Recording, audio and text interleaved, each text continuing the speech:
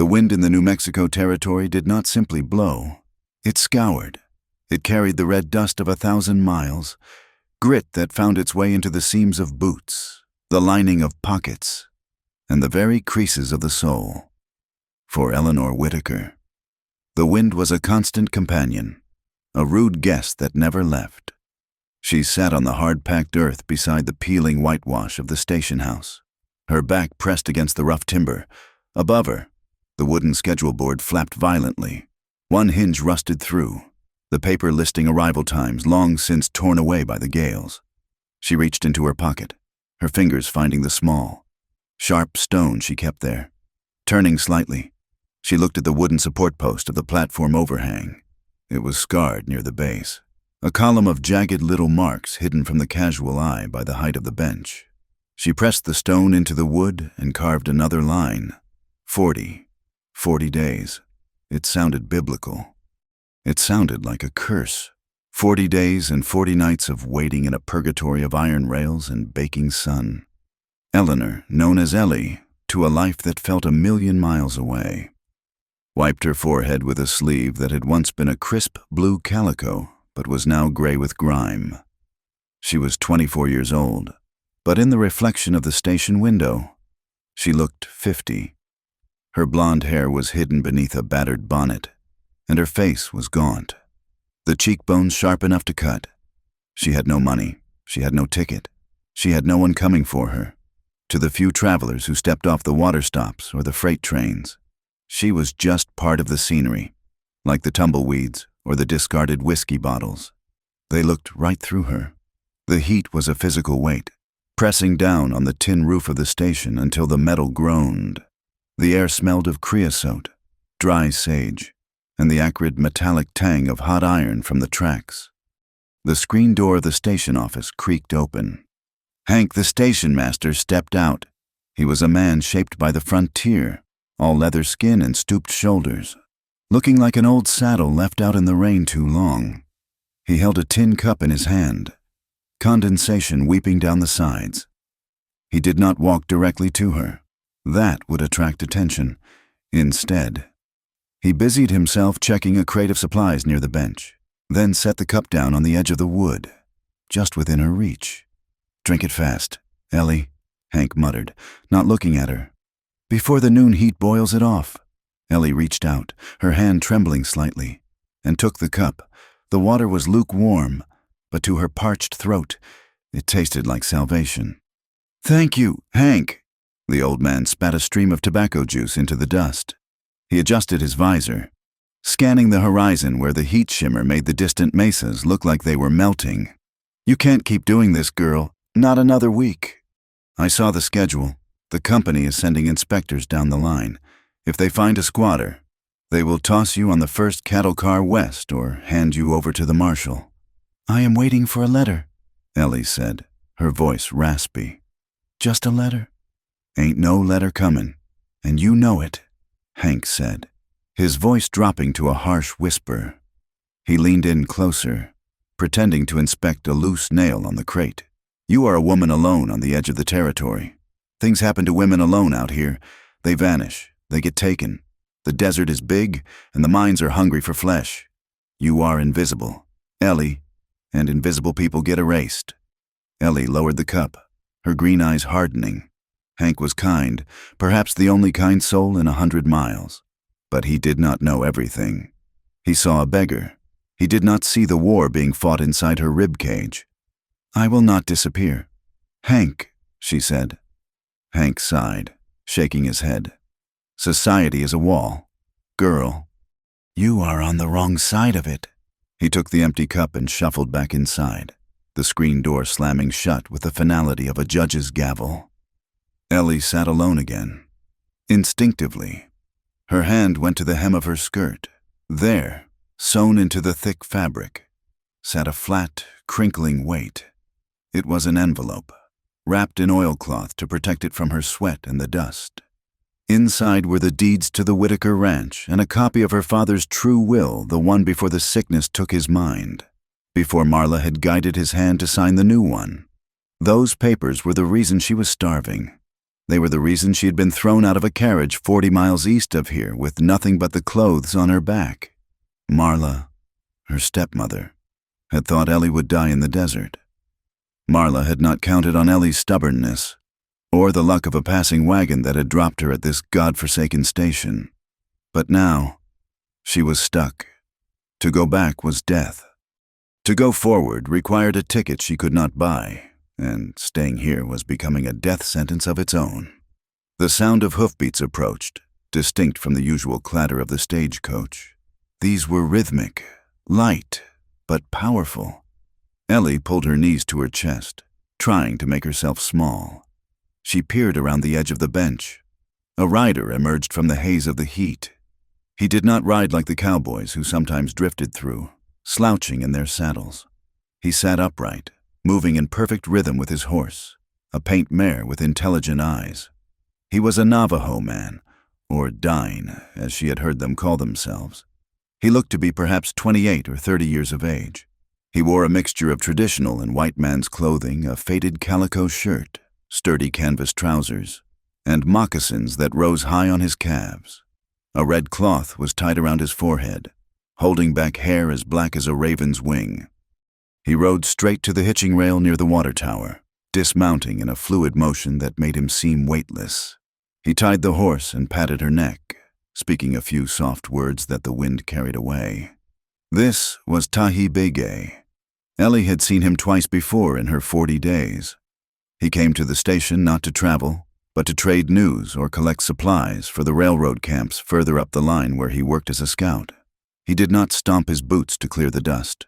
He walked silently, his steps absorbing the ground rather than striking it. His face was a mask of calm, but his eyes dark, deep, and startlingly sharp missed nothing. He looked at the tracks, reading the vibrations. He looked at the fresh hoofprints in the dirt. He was reading the station like a scholar reads a book. He passed the bench where Ellie sat. He did not turn his head, but she felt his awareness of her. It was a physical sensation, like the static in the air before a thunderstorm. He knew exactly where she was, how she breathed, and likely how hungry she was. But he gave no sign. To acknowledge her would be to draw attention to her, and in his world, attention was rarely a gift. He moved past her and headed toward the freight office. Ellie exhaled, realizing she had been holding her breath. She turned her gaze toward the small, ramshackle structure across the tracks that served as a saloon and general store. It was the only other building for miles. A man had stepped out onto the porch of the saloon. He was big, his belly straining against a dirty vest, a heavy pistol holstered low on his hip. Ellie recognized him. The locals called his kind railroad bulls, hired muscle meant to keep tramps off the trains. But this one, a man named Krug, had eyes that held a cruelty far beyond his job description. Krug was talking to another man, a lean, nervous fellow who looked like a bounty hunter. Ellie felt a cold spike of fear in her gut. She needed to know what they were saying. If they were just complaining about the heat, she was safe. If they were looking for someone, she stood up, her legs protesting. She needed a reason to be closer. She grabbed a discarded broom that Hank sometimes left out and began to sweep the dust near the edge of the platform, moving slowly, drifting closer to the saloon side of the tracks. She hunched over, feigning a coughing fit, making herself look like a frail, dying thing that no one would pay mind to. She collapsed near the edge of the saloon's porch, right in the shadow of the water trough. "Told you," Krug's voice rumbled, sounding like gravel in a grinder. "The wire came in this morning. The widow Whitaker is losing patience. Silas Drum wants the loose end tied up." Ellie's heart hammered against her ribs so hard she feared they would hear it. Marla, Silas Drum, the land agent who had been courting her stepmother. "They say she never made it to town," the bounty hunter replied, his voice high and reedy. "Probably dead in a gully somewhere. 40 days a city girl she is buzzard meat." "Maybe," Krug spat. "But Drum says the land survey for the new spur relies on that deed being clear. If the girl shows up with the old papers, the railroad stalls, and if the railroad stalls, we don't get our bonus. We find her. Or we find her body. And if we find her breathing, We make sure she stops. Look for anyone matching the description. Blonde, small, green eyes. Ellie squeezed her eyes shut. They were hunting her. Not just looking, but hunting. She was not paranoid. She was prey. She tried to push herself up, to crawl back to the safety of the station, but her hand slipped on the wet earth near the trough. A stone clattered. Krug turned sharply. "Hey, you there!" Ellie froze. "Get away from there! You filth!" Krug roared. He stepped off the porch, his heavy boots crunching the dirt. "I am sick of you rats hanging around my drinking hole.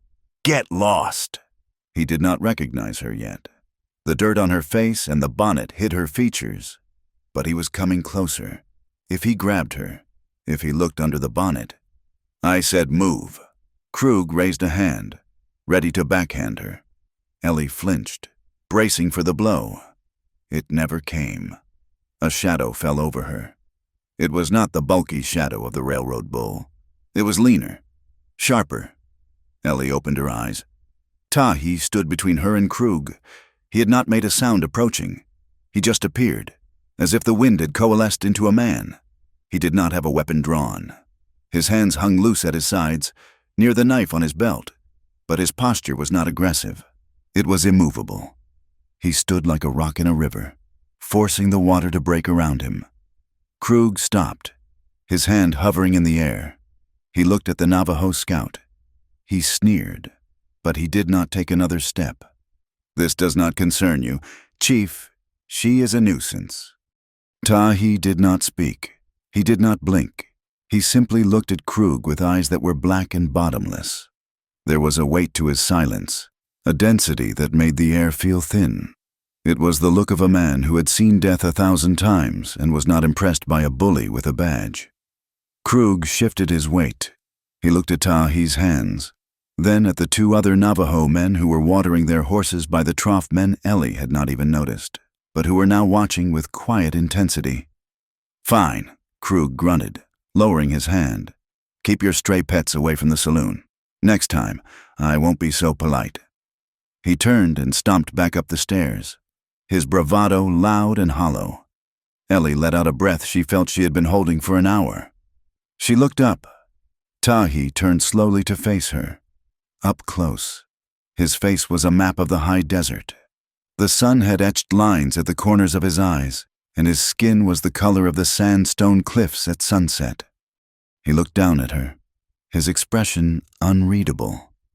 He did not offer a hand to help her up. That was not his way. He offered her dignity by assuming she could rise on her own. "They are looking for wolves," Tahi said.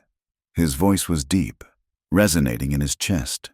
His English was clear, though accented with the cadence of his own tongue. "And you are playing the rabbit." Ellie scrambled to her feet, dusting off her skirts with trembling hands. She felt a flush of shame and gratitude warring within her. Thank you. Do not thank me," he said simply. "I did not do it for you. I did it because he blocks the path."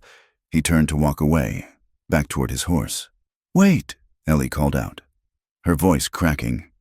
He stopped but did not turn back. "Why?" she asked. "Why do you care? You don't know me." Tahi looked over his shoulder.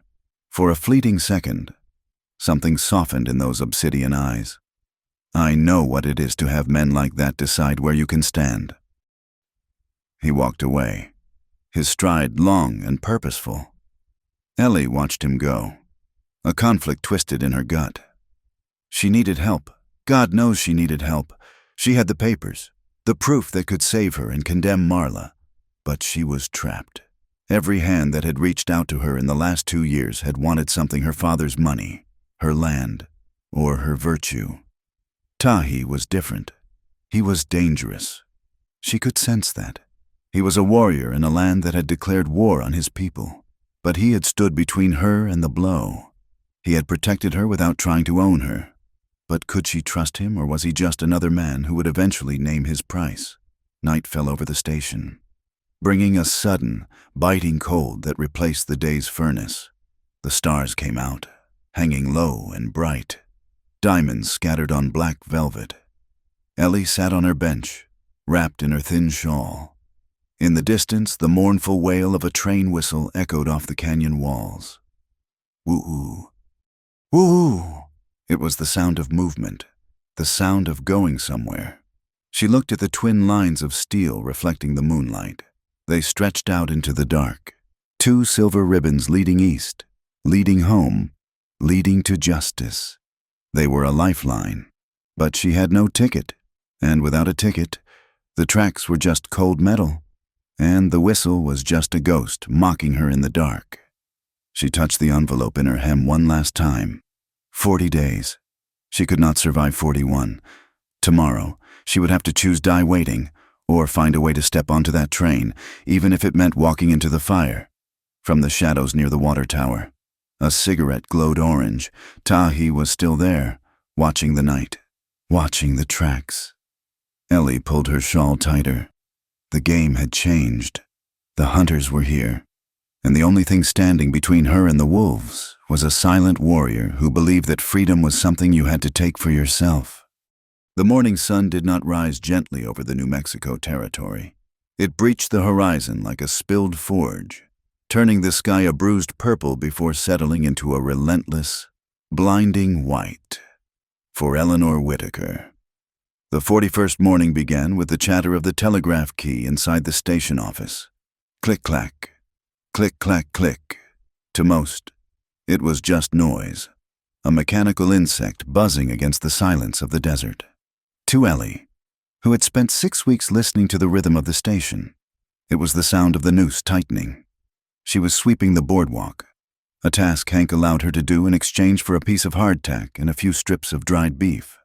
She moved the broom slowly, her ears straining. Inside the office, the machine fell silent. There was the scratch of a pencil on paper, then the heavy sigh of the station master. Hank's chair scraped against the wood floor. "Well, I'll be," Hank muttered to himself. Ellie paused, the broom hovering over a pile of red dust. Through the screen door, she heard the heavy clinking of coins, not the dull thud of copper pennies, but the bright, heavy ring of silver dollars being counted out on a desk. "Wire back," Hank said to the telegraph operator, a young man named Josie who rode the line. "Tell them message received. The girl is here. We will hold her for the noon train." Ellie felt the blood drain from her face, leaving her lightheaded. She gripped the broom handle until her knuckles turned white. "Hold her." She waited until Hank went out back to check the water levels in the cistern. Slipping inside the office, she moved with the desperate quiet of a mouse in a hawk's nest. The telegram lay on the desk, the ink still wet. "Mrs. Marla Whitaker sends regards. Stop, daughter is disturbed and confused. Stop, hold Eleanor until agents arrive. Noon freight stop. $50 wired for your trouble. Stop. Silas Drum guarantees bonus upon delivery. Stop." $50. That was the price of her life. It was more money than Hank saw in 3 months. Silas Drum. The name tasted like ash. He was the land agent who had been circling the Whitaker ranch since her father fell ill. A man with a smile like a cracked tombstone. If Drum was involved, this wasn't a rescue. It was an abduction. If they took her back, she would never be seen again. She would be locked away in an asylum, or worse, buried in an unmarked grave while Marla sold the ranch to the railroad for pennies on the dollar. Ellie grabbed the paper. Her hands were shaking so badly she almost tore it. She needed to destroy it. No, she needed to understand it. She needed proof. She fled the office, ducking around the side of the building to the spot where the garbage barrel stood, overflowing with ash and empty tins. Her hands fumbled in her pockets for the box of lucifers she had scavenged. She struck a match against the wood siding. The flame flared, smelling of sulfur. She held it to the corner of the telegram. The paper curled, the fire eating the words. "Mrs. Marla Whitaker. Daughter is disturbed." "Fire leaves a mark," a voice said. "Even when the paper is gone," Ellie gasped, dropping the burning paper. She stomped on it frantically, extinguishing the flame before it could catch the dry scrub grass. She spun around. Tahi Bigay was leaning against the water tank, his arms crossed over his chest. He looked as if he had grown out of the wood and iron, a natural part of the landscape. He was chewing on a piece of straw, his dark eyes fixed on the charred remains of the telegram under her boot. "You," Ellie breathed. "You scared me." "You are already scared," Tahi said calmly. He pushed off the tank and walked toward her.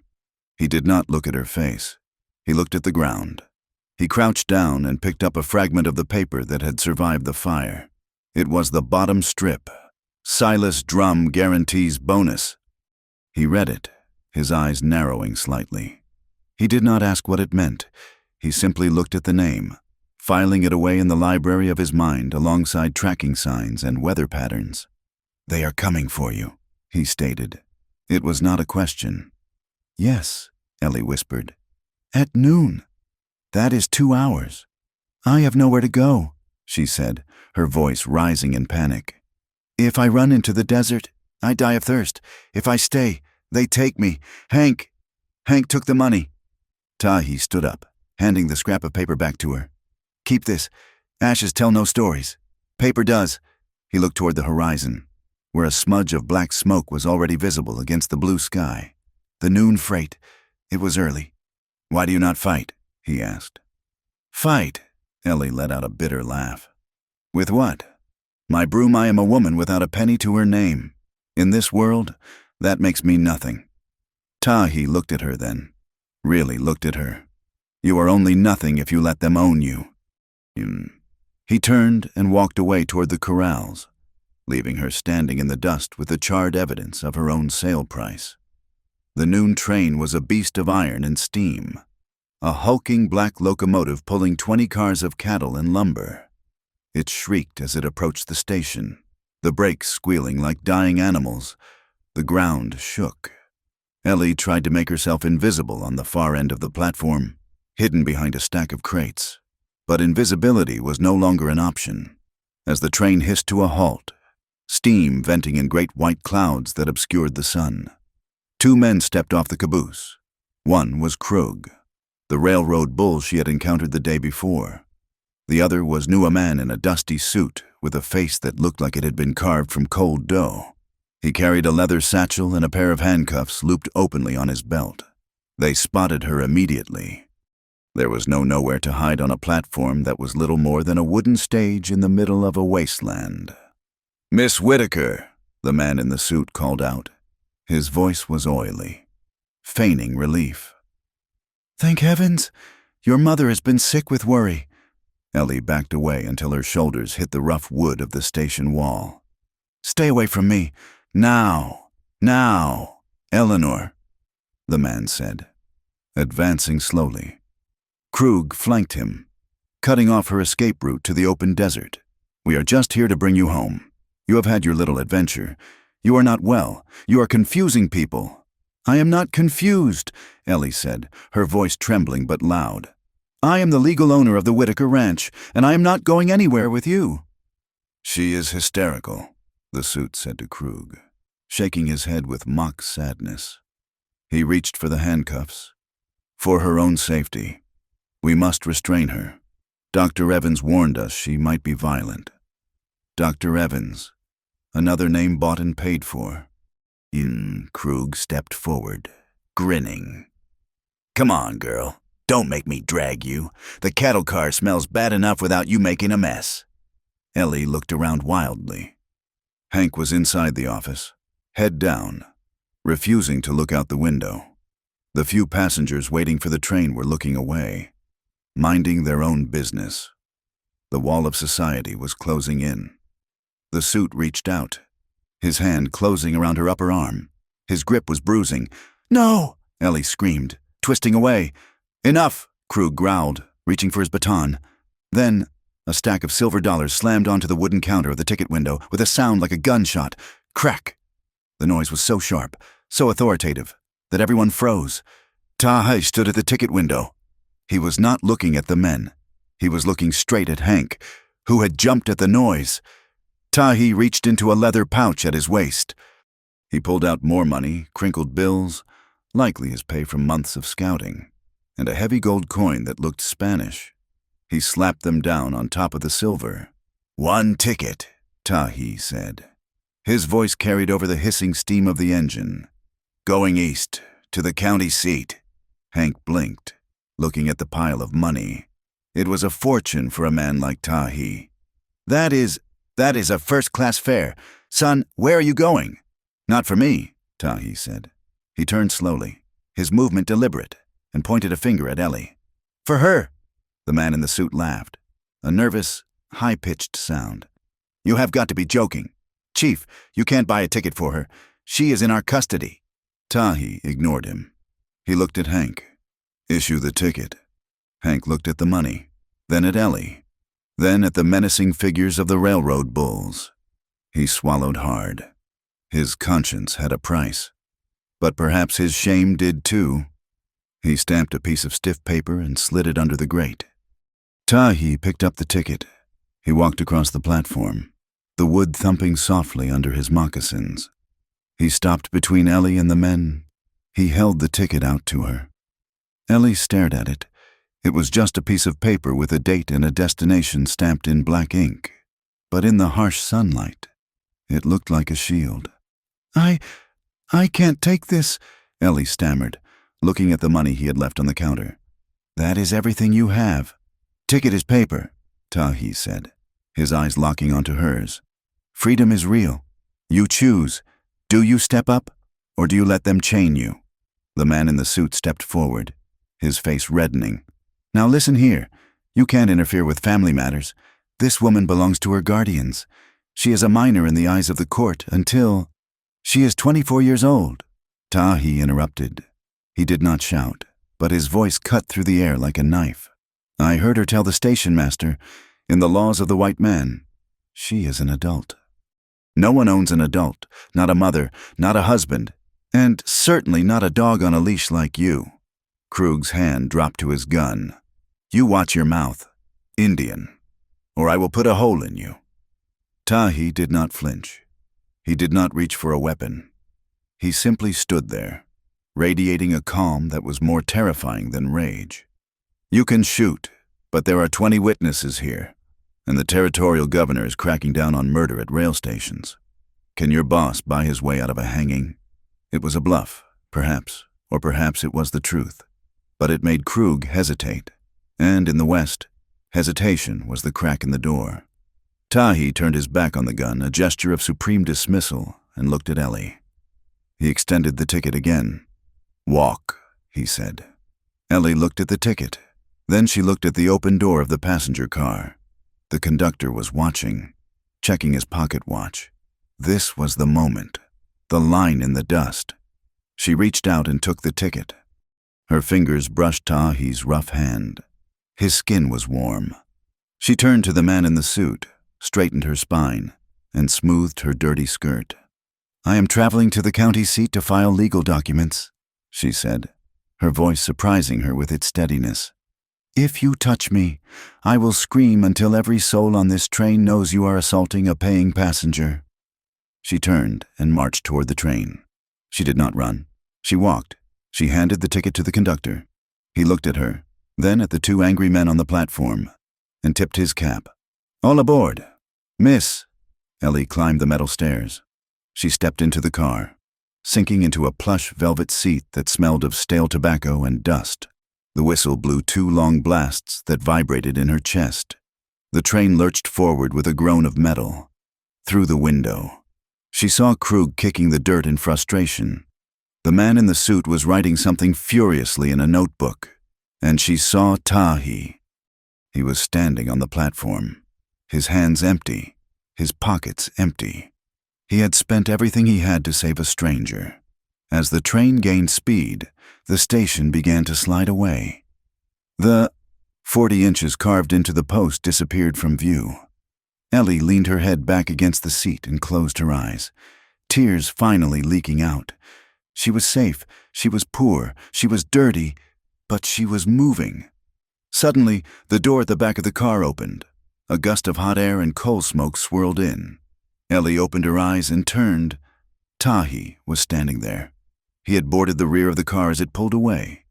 He walked down the aisle, the movement of the train swaying him, but his balance was perfect. He stopped at the row across from her and sat down. Ellie wiped her eyes hastily. You got on." "I did," he said. But the money, the ticket was for me. How did you pay? I did not pay, Tahi said, glancing out the window at the passing desert. I am a scout for the railroad. I ride for free in the freight car usually. Today, I sit here. Why? Ellie asked. You saved me. You gave me your money. Why are you following me? Tahi turned his gaze from the window to her. His face was serious, the lines around his mouth tightening. That telegram, he said quietly. The name Silas Drum, and the location of the new track they are surveying. What about it? The map they are using cuts through the canyon of the Red Rocks, Tahi said. It is land that belongs to my mother's clan. It is a place where we bury our dead. If Drum takes your land, he takes the water rights. If he takes the water, he builds the track through the graves. He leaned forward slightly, his voice dropping to a murmur that only she could hear. I did not get on this train to hold your hand. Eleanor Whitaker. I got on because you and I have the same enemy. And alone. We are both easy to kill. Ellie stared at him. The romantic notion of a savior dissolved, replaced by something stronger, something more real. An ally. So, Ellie said, sitting up straighter, we are partners.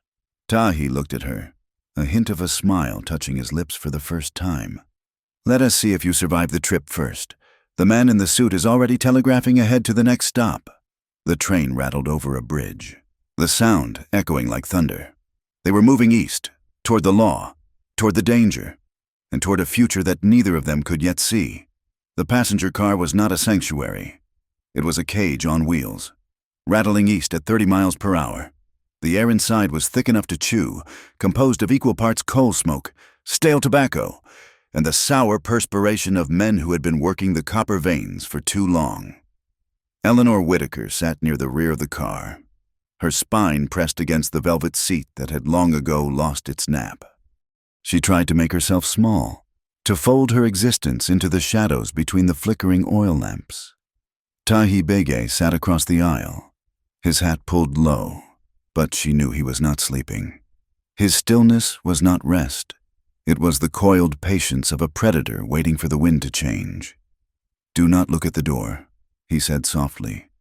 His voice did not carry over the clatter of the wheels, yet it reached her clearly. And do not look at the floor. Look at the horizon. If you look at the floor, you look like a victim. If you look at the door, you look like a fugitive. Ellie lifted her chin, fixing her gaze on the darkening sagebrush rushing past the window. I am a fugitive, she whispered. No, Tahi corrected. You are a traveler. There is a difference. The train lurched as it rounded a bend, throwing passengers against one another. A bottle clinked and rolled down the aisle. 3 rows ahead, a man stood up. He was a large man, his shoulders straining the seams of a flannel shirt that had never seen a washboard.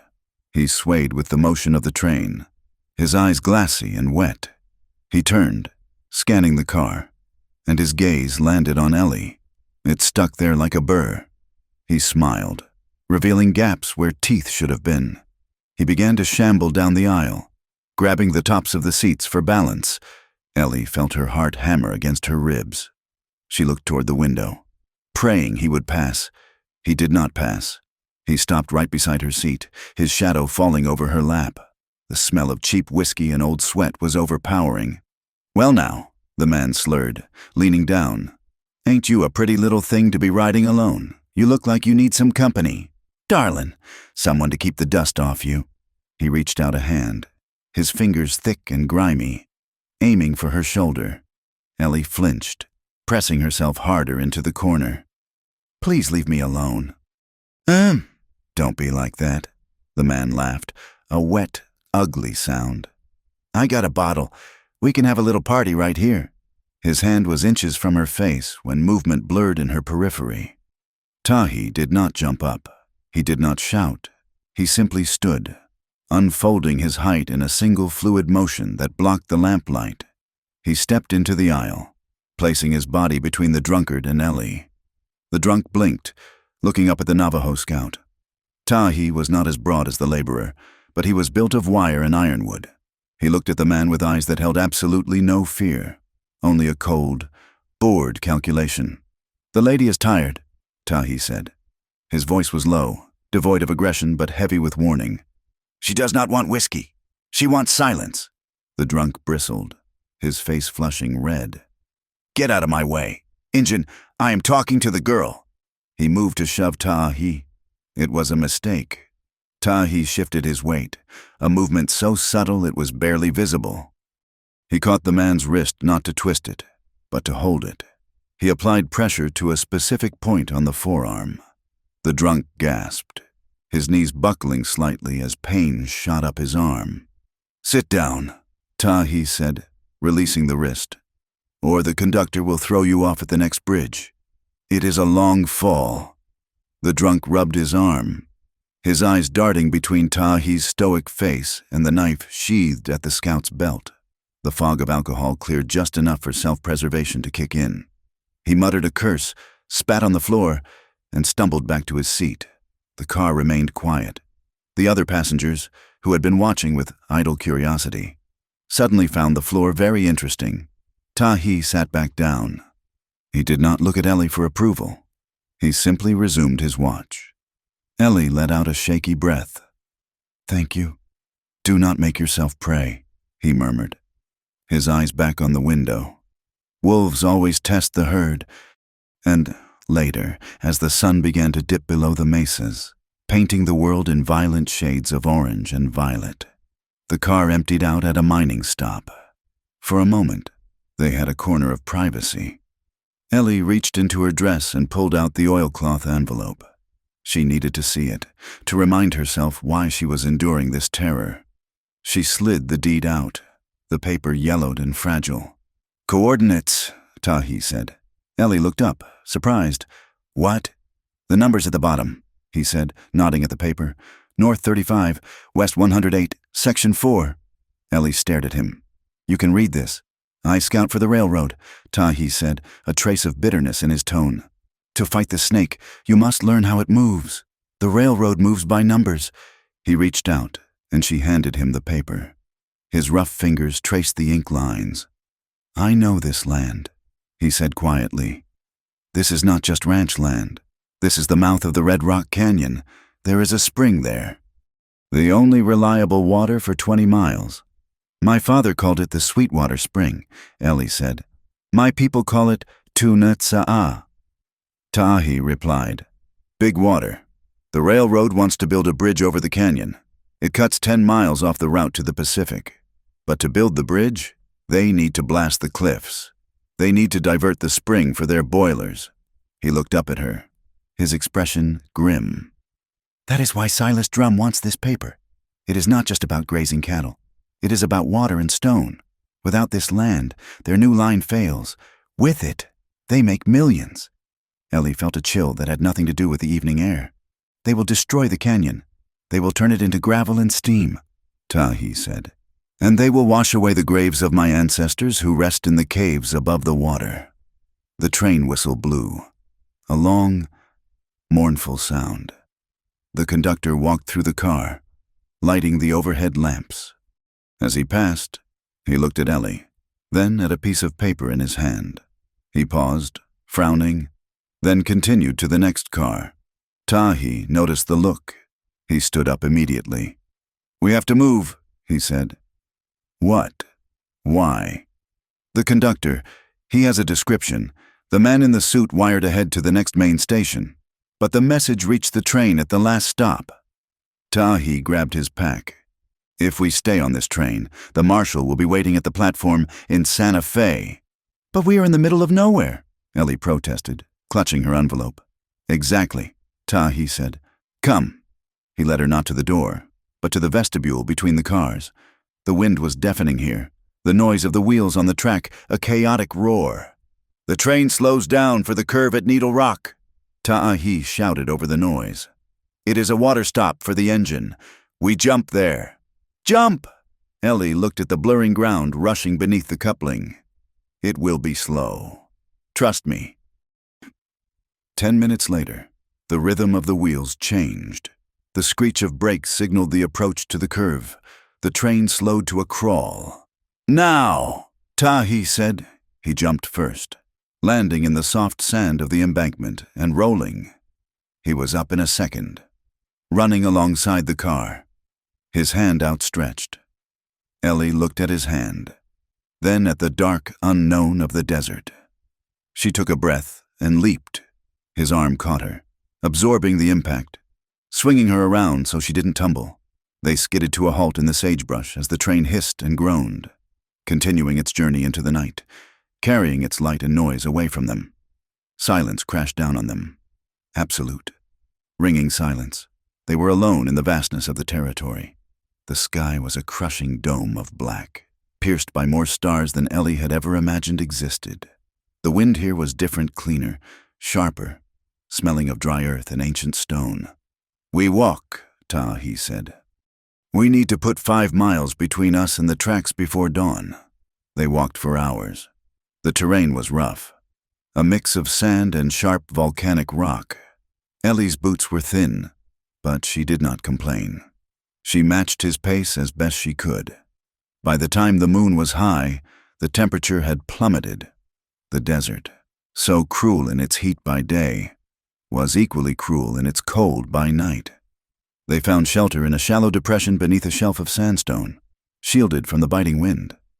Ellie sat down, her legs trembling from exhaustion. The adrenaline was fading, leaving behind a deep, aching cold. Her dress was cotton, useless against the near-freezing air. She wrapped her arms around herself, her teeth beginning to chatter. She tried to hide it, but the shivers racked her small frame. Tahi was gathering dried ocotillo stalks for a small fire, but he stopped when he saw her. He dropped the wood.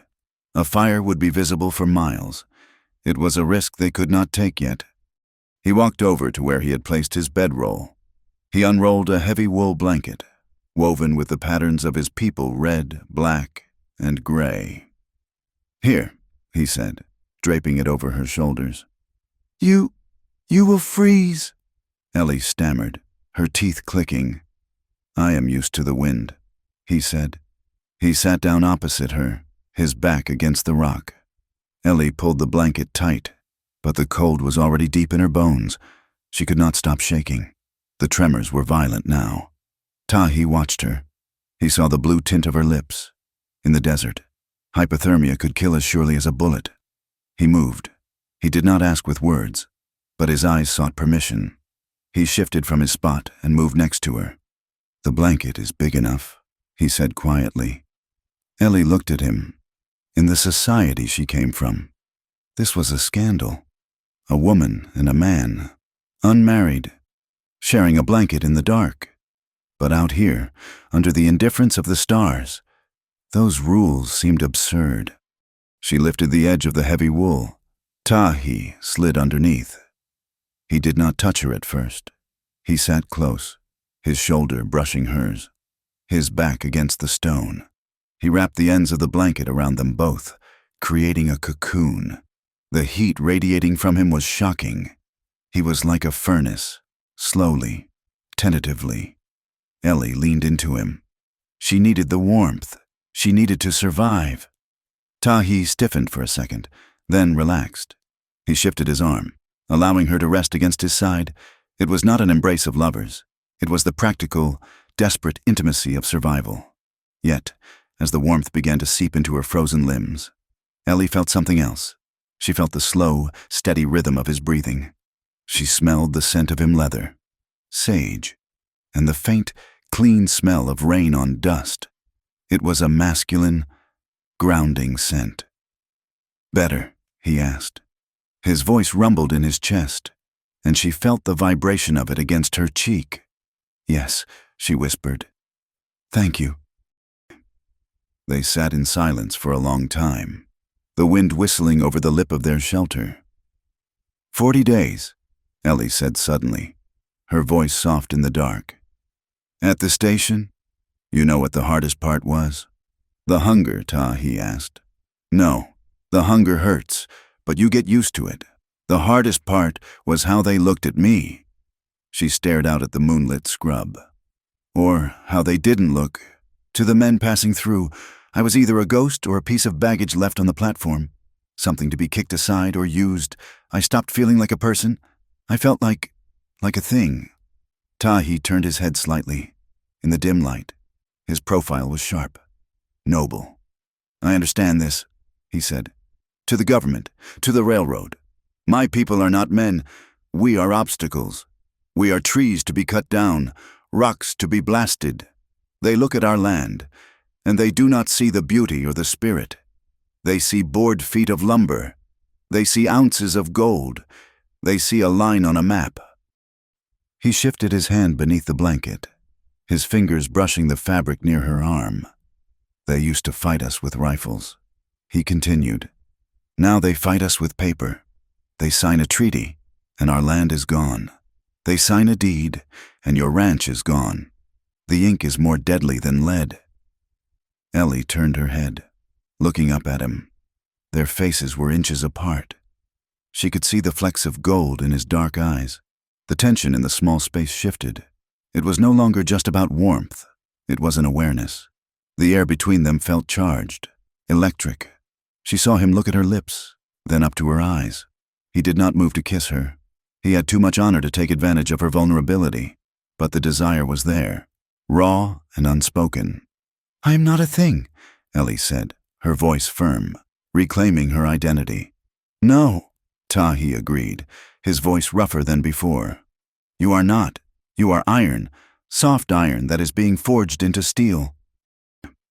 He looked away, breaking the moment before it consumed them both. But he did not pull away. They sat together through the night, two outcasts sharing the only warmth in a cold world. Morning brought no mercy. The sun rose like a hammer, striking the earth. Tahi was up before dawn, erasing their tracks near the shelter. When Ellie woke, stiff and sore, he was already scanning the horizon from the top of the ridge. He scrambled down, his face tense. Riders, he said. 3 of them, coming from the west. The men from the train, Ellie asked, scrambling to her feet. And a tracker, Tahi said. They have hired a tracker who knows this country. They found where we jumped. How did they know? The telegraph. Tahi spat the word. The station at the junction must have wired back. Silas Drum is tightening the net. They are saying you stole family heirlooms, that you are dangerous. Dangerous, Ellie laughed bitterly. I have a paper and address. Truth does not matter to a bounty hunter. Only the reward.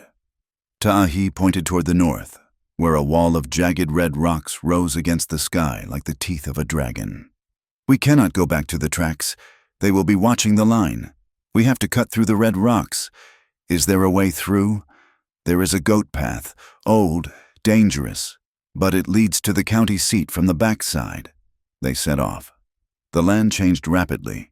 The flat scrub gave way to twisted canyons of sandstone, sculpted by wind and water into impossible shapes. The ground was uneven, littering with loose shale that slid underfoot. It was a brutal march. The sun beat down, reflecting off the red stone until the air shimmered with heat. Ellie's throat felt like it was filled with sand. Her boots, meant for a parlor, were shredding on the rocks. But she did not stop. Every time she stumbled, Tahi was there. He did not carry her. He knew she needed to walk, but he offered a hand to steady her, pulled her up the steep ledges, and shared his canteen, rationing the water with strict discipline. Nature was beautiful here, a cathedral of stone and light, but it was indifferent to their suffering. A slip meant a broken leg. A wrong turn meant dehydration. By late afternoon, they reached a high ridge overlooking a vast valley. In the far distance, a cluster of buildings shimmered the county seat. Civilization. The court. Ellie collapsed onto a flat rock, gasping for breath. She wiped sweat from her eyes. We are close, Tahi said, uncorking the canteen and handing it to her. But the hardest part is ahead. Drum knows we are heading there. He will have men watching the roads. Ellie took a sip of the warm water. It tasted like metal and life. She looked at the distant town. She thought of Marla, sitting in the ranch house, drinking tea, thinking she had won. She thought of Silas Drum, drawing lines through graveyards. She looked at the envelope.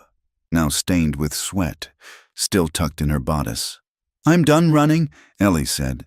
She stood up, her legs shaking but her chin high. Tahi looked at her. He saw the change. The frightened girl from the station was gone. The woman standing before him was tired, dirty, and desperate, but she was unbroken. "I'm going to that courthouse," Ellie declared. "I'm going to walk through the front door, and I'm going to force them to look at me. I will make Marla stand in the light." A slow smile spread across Tahi's face. It was not a smile of amusement, but of respect. The respect of a warrior for a comrade in arms. "They have guns, money, and the law in their pockets," he warned. "Then we will find a way to empty their pockets," Ellie said. "You said the ink is a weapon. I have the ink. I just need to get it to the judge." Tahi nodded. He checked the load in his revolver, spinning the cylinder.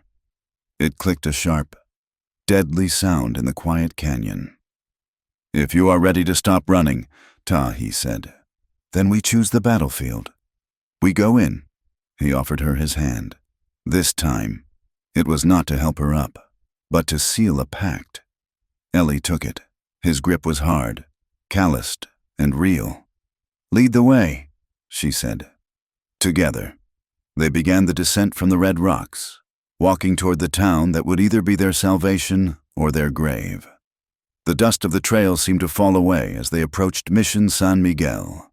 It was a modest structure of adobe and timber, huddled against the base of a limestone cliff like a child clinging to a mother's skirt. The bell tower was silent, the bronze bell resting still in the heat of the afternoon. Eleanor Whitaker felt a tightness in her chest loosen slightly as the heavy wooden gates came into view. This was the place where she had learned to read, where she had learned that the world was larger than the fence line of her father's ranch. Tahi pulled his horse to a halt in the shade of a cottonwood tree outside the walls. He did not dismount immediately. His eyes scanned the perimeter, looking for fresh tracks, for the glint of a rifle barrel, for anything that felt out of place. "It is quiet," he said. "It is a mission," Ellie replied, sliding down from behind him. Her legs were numb from the ride. "It is supposed to be quiet.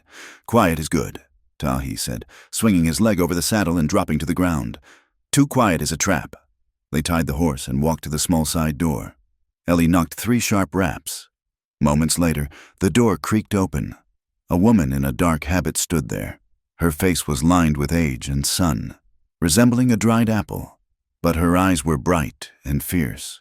This was Sister Mercy. She looked at the Navajo warrior, then at the disheveled, dirty young woman beside him. Recognition dawned slowly, fighting against the layers of grime and exhaustion on Ellie's face. "Eleanor," the nun whispered. "Sister," Ellie said, her voice cracking. "I have come home." Sister Mercy ushered them inside, into the cool, dim interior of the chapel. The air smelled of beeswax and old incense. It was a smell that brought tears to Ellie's eyes. "We heard you were gone," Sister Mercy said, hurrying to bring a pitcher of water. "Marla said you had run off with a gambler. She said you were sick in the head, child, that you had forgotten who you were." Ellie drank the water greedily before wiping her mouth. "Marla lied. She drove me out. She took my papers. She left me at the station with nothing." Sister Mercy's expression hardened. She was a woman of God, but she had lived in the territory long enough to know the devil wore human skin more often than not. "I suspected." "When she stopped your letters? When she stopped sending donations for the school?" "I knew something was wrong, but a nun has little power against a widow with land." "I need proof, sister," Ellie said, gripping the older woman's hands. "I have the deed, but they are saying I am an imposter. They say Eleanor Whitaker is dead or mad. I need to prove I am who I say I am." Sister Mercy nodded. She stood up and walked to the heavy oak altar. She knelt, not to pray, but to unlock a small cabinet beneath the sacramental vessels. She pulled out a thick, leather-bound ledger. "The church keeps better records than the county," Mercy said, thumbing through the pages. "Here, 1863, your baptism, and here, pinned to the page." She carefully removed a folded piece of paper. Your birth certificate.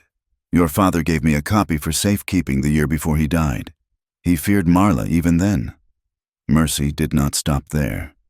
She pulled a fresh sheet of parchment from a drawer and dipped a quill in ink. The scratching sound filled the silence of the chapel. I, Sister Mercy of the Order of St. Francis, testify before God and the territory that this woman is Eleanor Whitaker, whom I taught for 6 years. I know her face, I know her mind, and I know she is of sound spirit. She signed it with a flourish and sprinkled sand over the wet ink. She handed the papers to Ellie. Take these, Mercy said. Paper is a shield.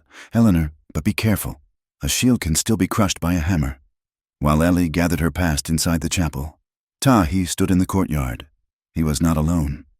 An old man sat on a stone bench near the dried-up fountain. He was dying, his hair white as snow, tied back with a simple wool string. He was whittling a piece of cedar.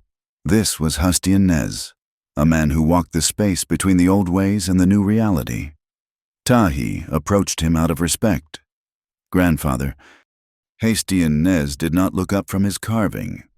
You walk with a heavy shadow. Tahi Bege. I walk with a purpose. Tahi corrected. Purpose and anger often wear the same boots, the old man said. He blew wood shavings from the cedar. I hear the wind. I hear you are fighting the railroad.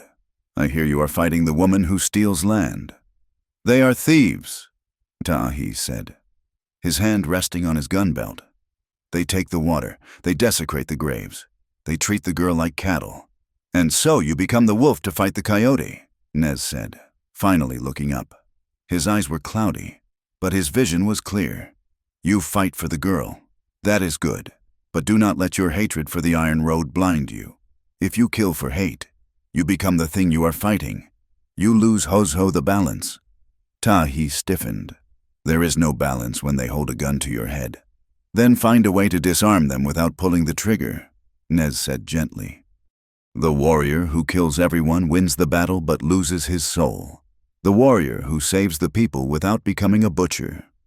He is the one they sing about.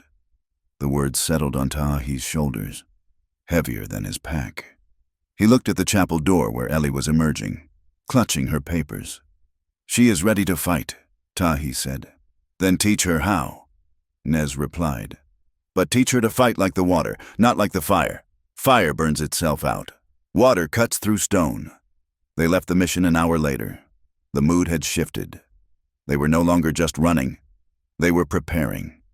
That night, they camped in a shallow ravine 3 miles from the county seat.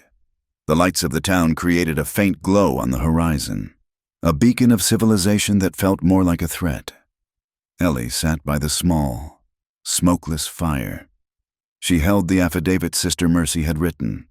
Read it again, Tahi commanded. He was cleaning his rifle, the metal parts laid out on a cloth. Ellie cleared her throat. Eleanor Whitaker, claim right to the land? No, Tahi interrupted, not looking up. You sound like you are asking for permission. Do not ask. Tell. Ellie took a breath. She stood up. She imagined the courtroom. She imagined Marla's cold smile. She imagined Silas Drum's condescending eyes. I am Eleanor Whitaker, she said, her voice dropping an octave, becoming steel. I am the daughter of John Whitaker.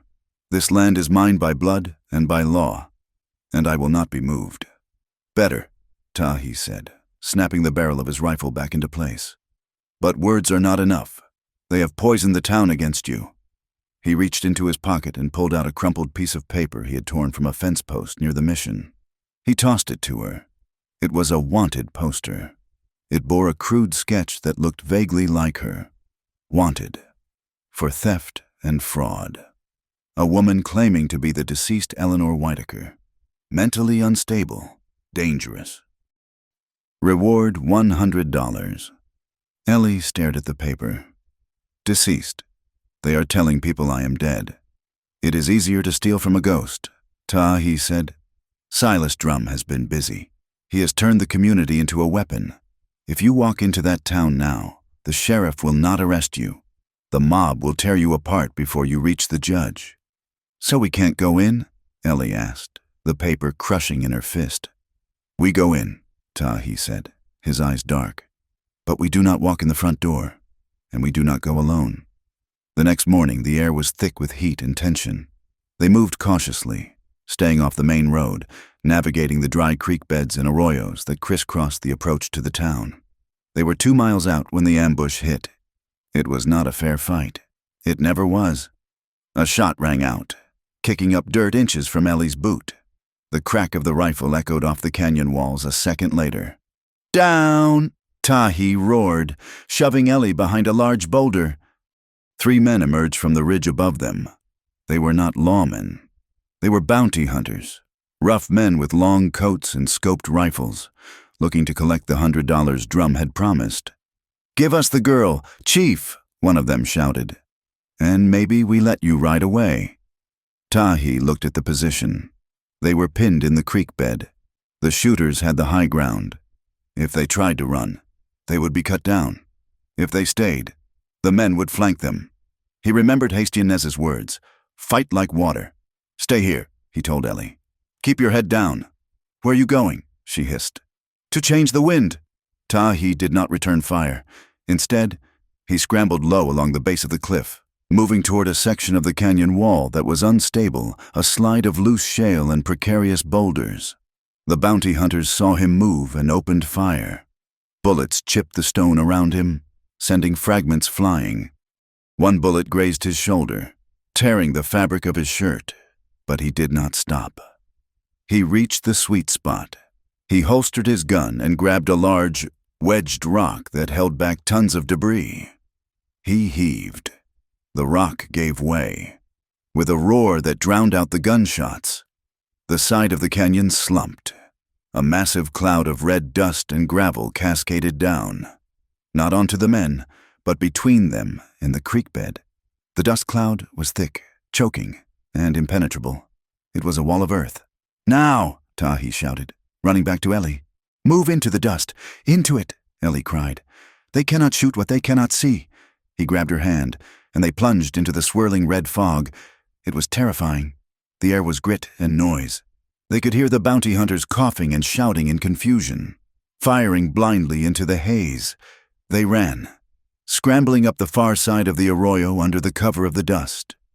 They moved fast, lungs burning, until they reached the shelter of a cluster of mesquite trees a mile away. They collapsed, gasping for air. They were covered in red dust, looking like statues made of clay. Tahi checked their back trail. They are confused.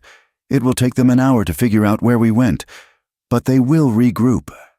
Ellie looked at him. Blood was seeping through the sleeve of his shirt. You are hurt, she said, reaching for him. It is a scratch, he said, pulling away. We have a bigger problem. We cannot get to the courthouse. Drum has men watching every road. We need the law to come to us. Ellie's mind raced. She thought of the railway. She thought of the technology that had governed her life for the last 40 days. The relay station, she said suddenly. The what? There is a maintenance shed near the iron bridge, Ellie said, pointing toward the train tracks that ran parallel to the road. I saw it on the map in the station. It has a telegraph tap for the repair crews. And you know how to use it. I spent 40 days watching Josie operate the key, Ellie said, her eyes determining. I know the code for the marshal's office. SOS, Deputy Rourke. They made for the shed. It was a small, blistering hot shack next to the tracks. The door was padlocked. Tahi didn't hesitate. He used the butt of his revolver to smash the lock. They burst inside. It was empty, smelling of grease. A telegraph key sat on a workbench, connected to the main line. Ellie sat down. Her hands were shaking, but she forced them to be still. She tapped the key. ... ...... Silence. She tried again. Emergency. Whitaker. Rourke. County seat. Trap. She repeated it 3 times. Then, the receiver clicked. Message received. Rourke en route. Hold position. Ellie slumped back against the workbench, letting out a laugh that sounded half like a sob. He is coming. Rourke is coming. He slid down the wall to sit on the floor. The adrenaline was fading, and the pain in his arm was setting in. The blood had soaked his sleeve to the elbow. Ellie knelt beside him. This time, she did not ask for permission. She reached for his arm. "Let me see," she said. Tahi looked at her. He saw the dust on her face, the fierce set of her jaw. She was no longer the girl waiting for a savior. She was the woman who had just called down the law. He nodded and let her roll up his sleeve. The bullet had cut a furrow across his bicep. It was ugly and bleeding freely, but it had missed the bone and the artery. Ellie took her scarf, the one thing she had kept relatively clean, and tore it into strips. She used the water from his canteen to wash the wound. "This will hurt," she said, looking him in the eye. "Pain is information." Tahi grunted. She cleaned it with steady hands. When she wrapped the bandage, her fingers lingered on his skin. He was warm, solid. "You could have left me," Ellie said softly, tying the knot. "When the shooting started, you could have ridden away." "I do not leave things unfinished," Tahi said. "Is that what I am?" Ellie asked, her hand resting on his arm. "Unfinished business." Tahi looked at her hand, then up to her face. The distance between them had vanished. In the dim light of the shed, with the smell of ozone and blood, the connection was undeniable. "You're the one who stood up," he said. "Most people stay on the ground." Ellie moved her hand from his arm to his hand, interlacing her fingers with his. It was a bold move, a claim. "I am not just standing up," she whispered. "I am walking, and I want to walk with you." Tahi squeezed her hand. It was a brief, powerful pressure. Then he gently pulled away and stood up. He walked to the window, peering out through the cracks in the boards. "The train is coming," he said, watching the steam rise in the distance. "But so is Drum. Rourke will meet us at the town limits, but we have to get there alive." He turned back to her. The moment of intimacy was folded away, stored for a time when they weren't being hunted. "The ticket I bought you," Tahi said. "It put you on the train. It gave you a chance. But to finish this, to go the last mile to the judge, you have to walk it yourself. I can clear the path, but I cannot carry you through the door." Ellie stood up. She smoothed her skirt, dusted off the red clay, and checked the pocket where the papers lay against her heart. "I know," she said. Her voice was steady, the voice she had practiced in the canyon. "I am done being carried. I am walking." "Good," Tahi said, opening the door of the shed. "Because here they come." Far down the road, a cloud of dust signaled the approach of riders.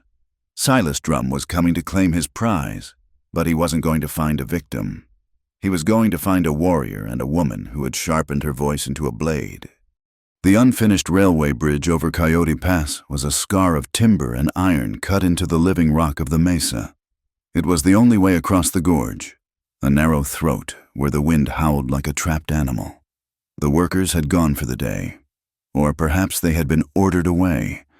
The silence that hung over the construction site was heavy, unnatural, and smelled of creosote and impending violence. Eleanor Whitaker and Tayahi Begay stood at the edge of the approach. To their left, the sheer cliff rose 300 feet toward the darkening sky. To their right, the drop into the canyon was a dizzying abyss of shadow. Ahead, the trestle bridge stretched out a skeleton of wood not yet fully fleshed out with rails, blocked at the far end by a pile of heavy railway ties and a stationary steam crane. "It is too quiet," Tahi said. His voice was barely a whisper, lost in the gust of wind that rattled the loose chains on the crane. Eleanor looked at the bridge.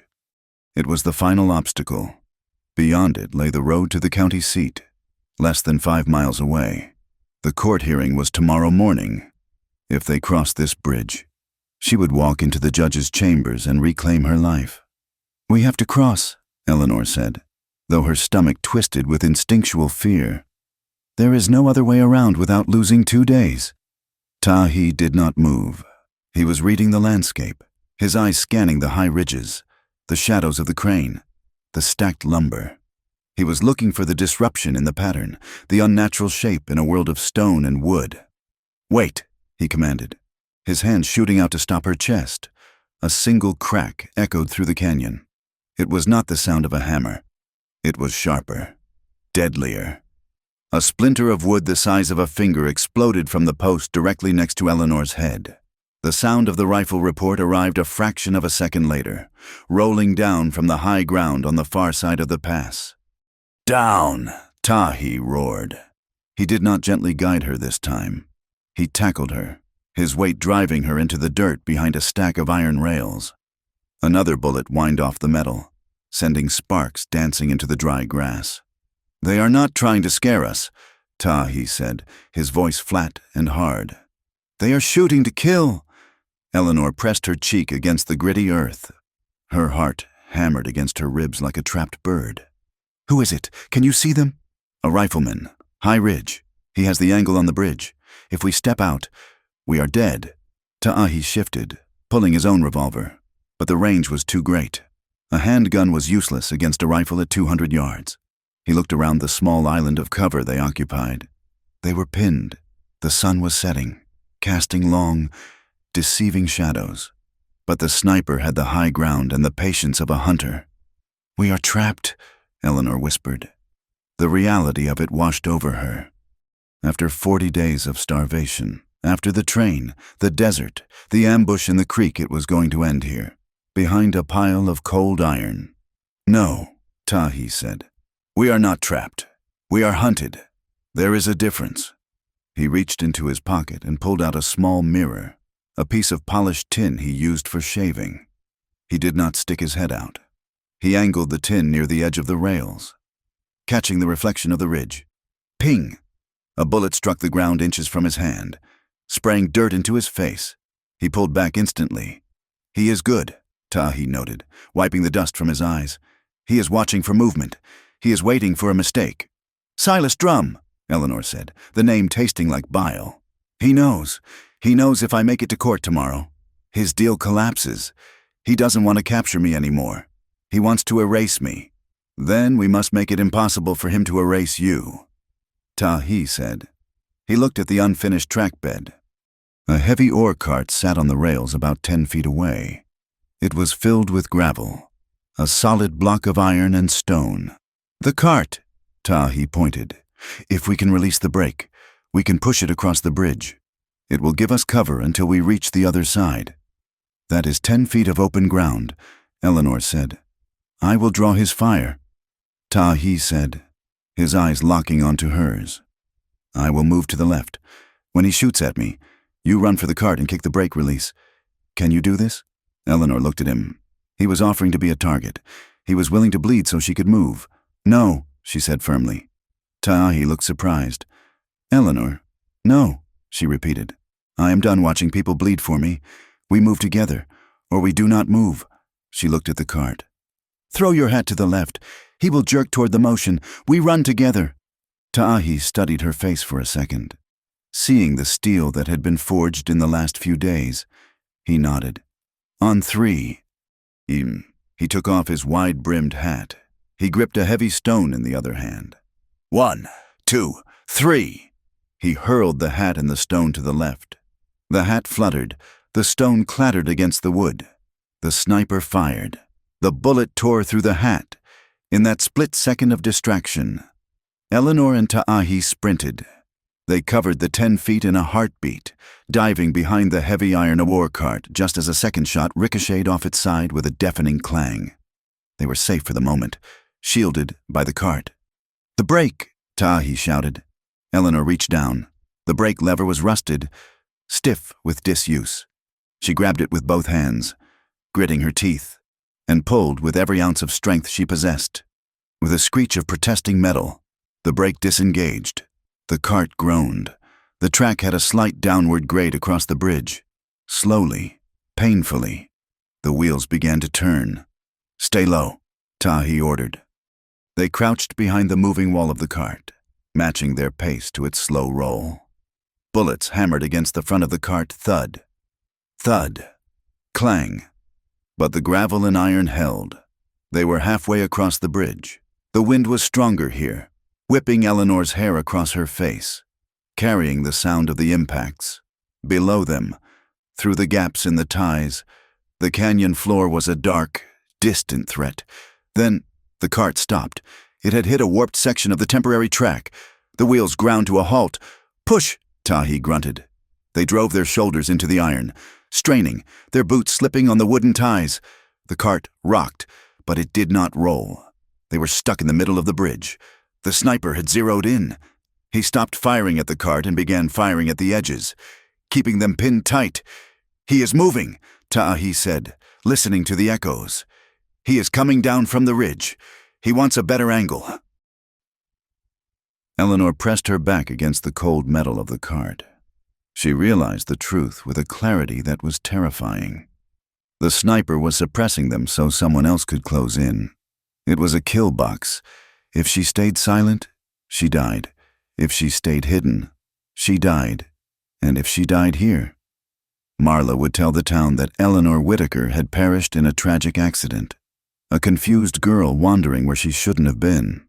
The lie would become the truth because there would be no voice to contradict it.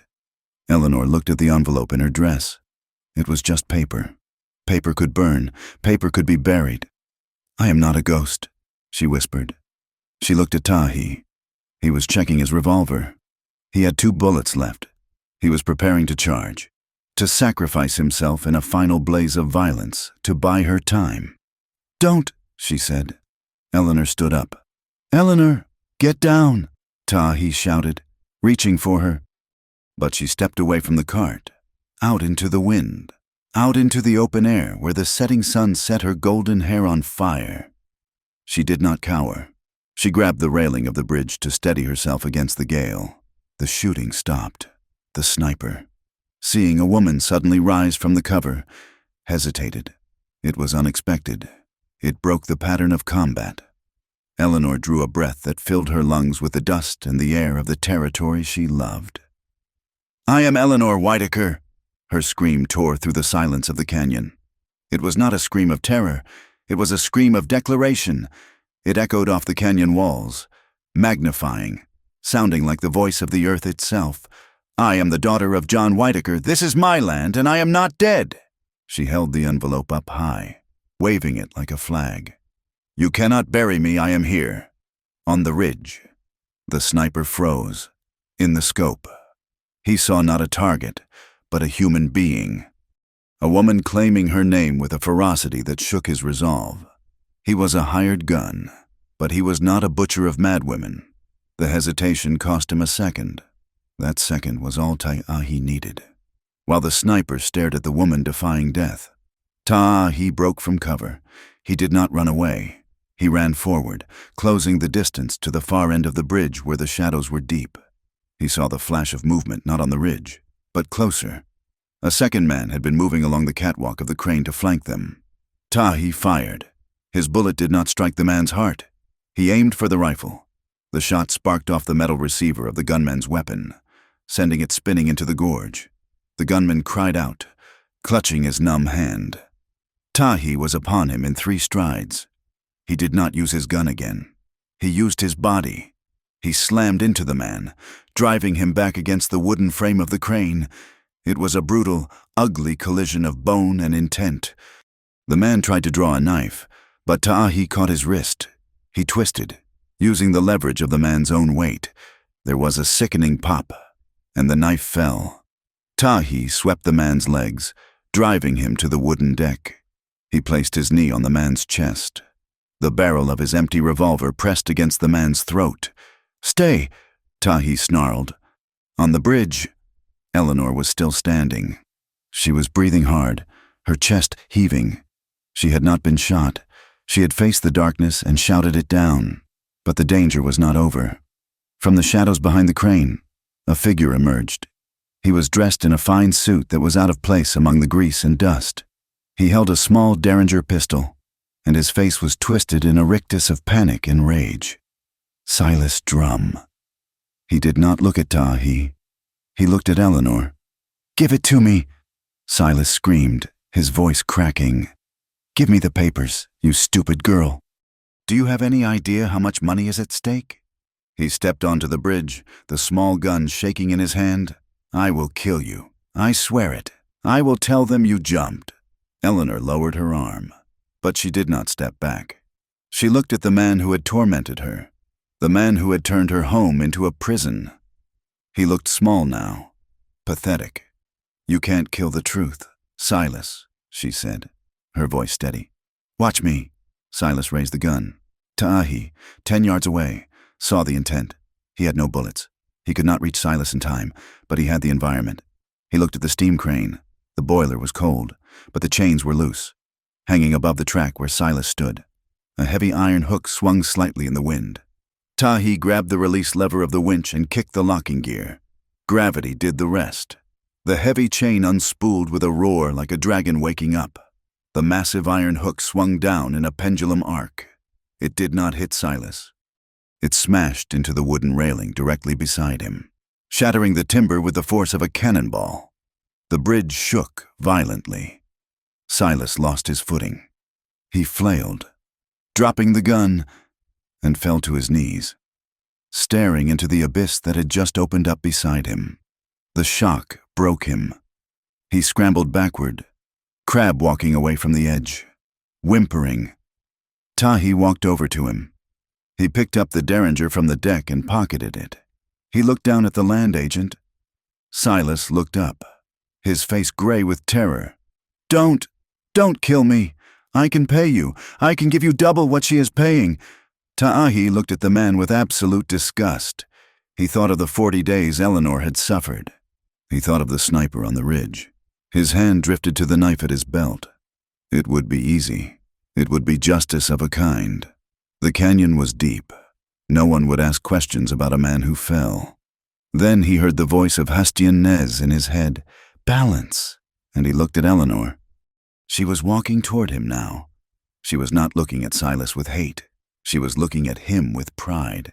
If he killed this man in cold blood, he would stain the victory she had just won. Tahi grabbed Silas by the lapels of his expensive suit and hauled him to his feet. "I am not for sale," Tahi said, "and neither is she." He spun Silas around and shoved him toward one of the vertical support beams. He pulled a length of rope from his belt and tied the man's hands tight around the timber. "You are going to court tomorrow, Mr. Drum," Tahi said, "but you will be sitting in the defendant's chair." Silas slumped, defeated. Eleanor reached them.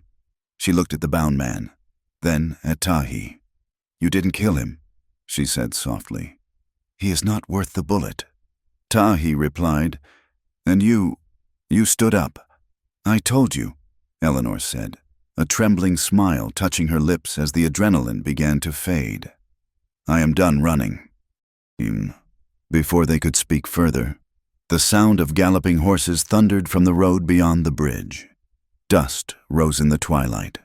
A squad of men rode into the construction site, rifles drawn. At the lead was a man with a tin star pinned to his vest, Deputy Rourke. He pulled his horse to a skidding halt, his eyes taking in the scene, the shattered railing, the bound land agent, the unconscious gunman, and the Navajo scout standing next to a disheveled woman holding a packet of papers. Rourke lowered his rifle. He looked at Eleanor. "Miss Whitaker," he asked. "We got a telegram. Said there was trouble."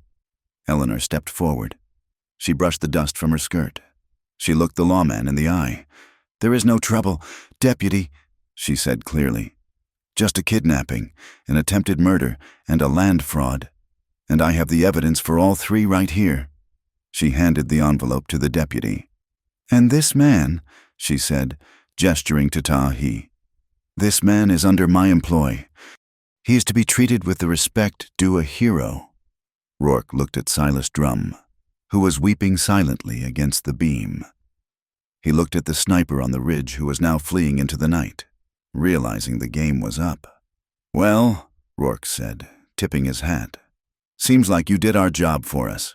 Miss, let's get you into town. The judge will want to hear this story." Tahi looked at Eleanor. The danger was over. The wolves had been trapped. "We walk?" he asked. "We ride," Eleanor said, looking at the deputy's spare horse. "We have a court date to keep." As the stars began to emerge over the canyon, the silence returned to the bridge, but it was no longer the silence of fear.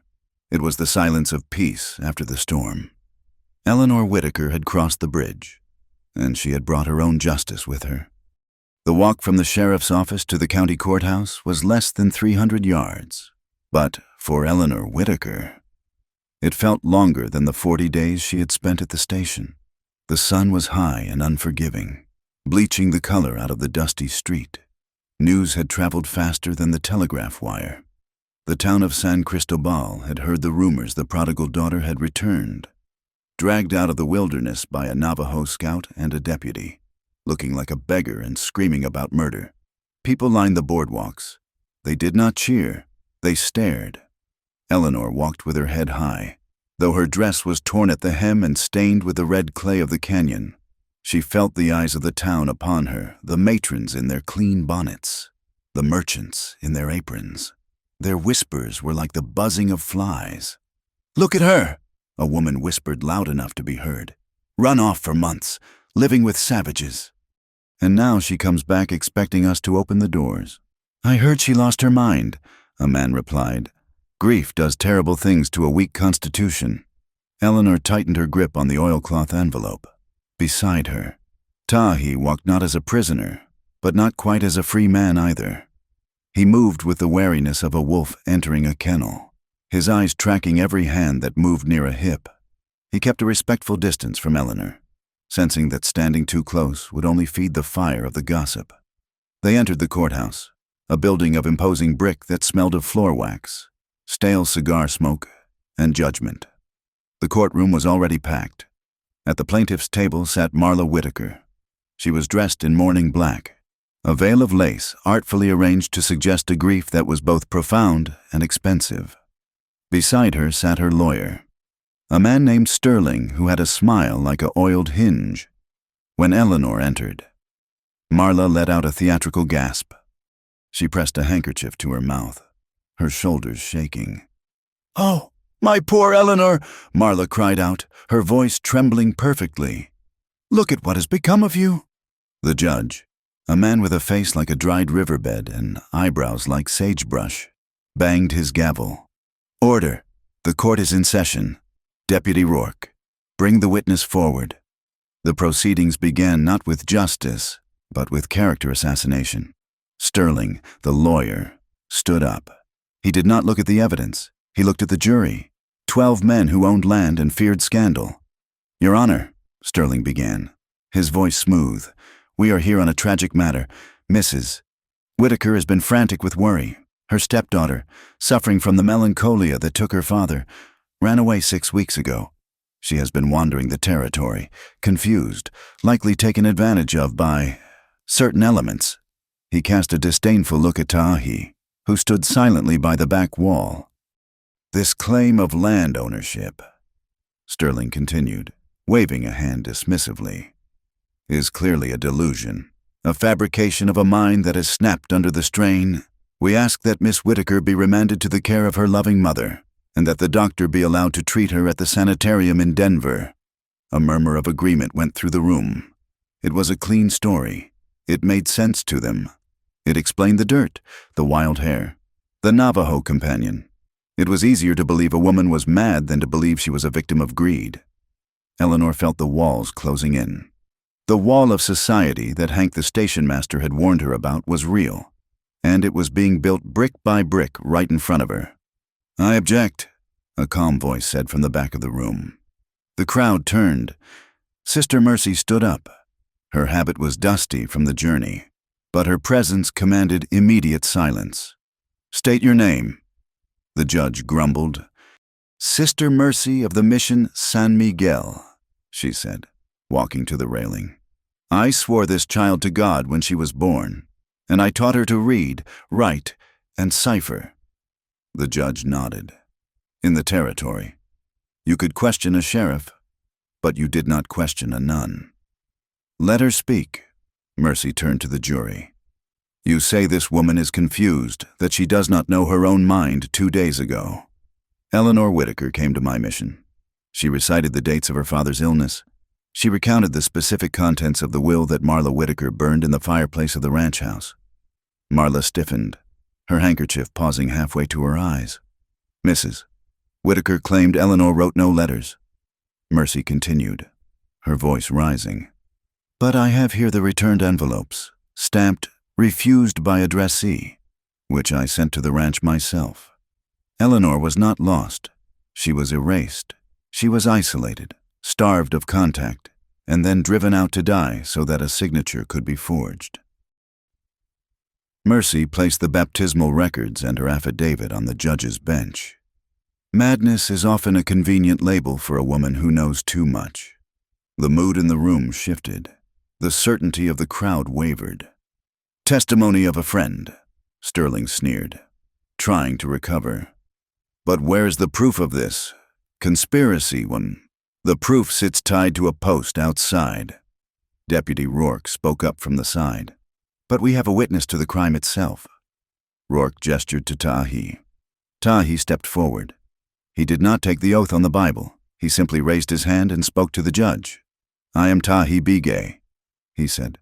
I scout for the Atlantic and Pacific Railroad. He did not look at Eleanor.